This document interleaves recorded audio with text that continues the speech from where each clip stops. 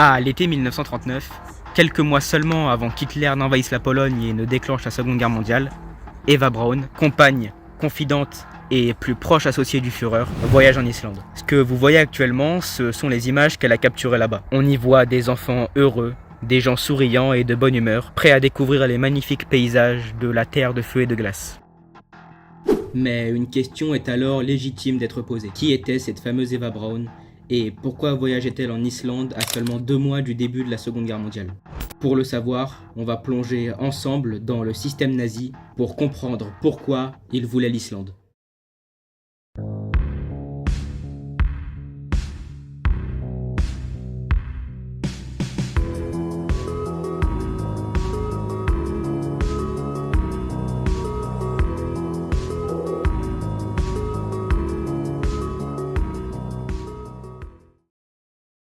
Dirigeons-nous maintenant vers un autre homme, chef absolu de la SS, créateur de la Gestapo et architecte de l'Holocauste, Heinrich Himmler. Il était fasciné par l'Islande. Il adorait les mythes et les légendes vikings. Mais vous l'avez compris, il avait surtout une obsession pour une chose présente en Islande. Des hommes blancs, blonds, avec des yeux bleus, assez grands pour la plupart. C'est la fameuse race aryenne. Les nazis pensaient que les Islandais étaient ceux qui allaient être le plus réceptifs à leur idéologie. Alors, ils achètent un appartement à Reykjavik pour y implanter un consulat. Et ils mettent à sa tête un diplomate nazi, un certain Werner Gerlach.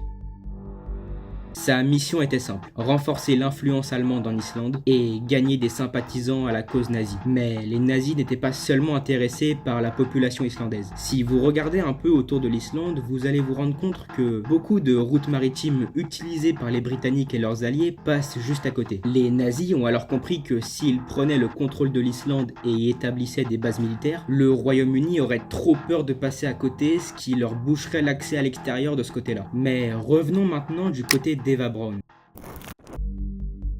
C'était la seule qui avait le droit de l'appeler par son vrai prénom. Et c'est aussi elle qui a croqué dans une pilule de cyanure à ses côtés le 30 avril 1945 dans un bunker à Berlin, pendant que les soviétiques mettaient la ville à feu et à sang.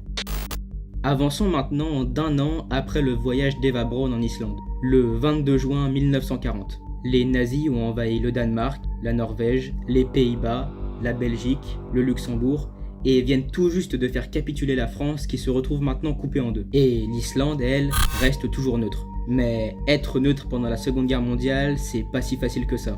Surtout pour une île aussi stratégiquement bien placée, avec toutes les routes maritimes qui passent à côté. Les Allemands commencent alors à se diriger vers l'Islande.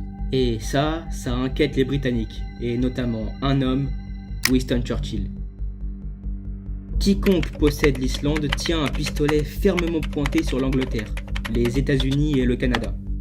Voilà, c'est dire. En mai 40, il décide alors d'envoyer des troupes de la marine britannique pour envahir l'Islande. C'est l'opération Fork. Quand les Britanniques arrivent à Reykjavik, ils ne découvrent pas des soldats armés jusqu'aux dents, mais un peuple, des civils surpris de ce qui est en train de se passer. En effet, l'Islande n'a même pas d'armée, que des policiers locaux qui viennent essayer de comprendre ce qui se passe un petit peu avec les Britanniques. Mais les Britanniques s'imposent sur le territoire islandais. Ils se dirigent ensuite vers le consulat nazi et arrêtent Werner Gerlach. D'ailleurs, ce fameux Werner Gerlach, est-ce qu'il a réussi sa mission?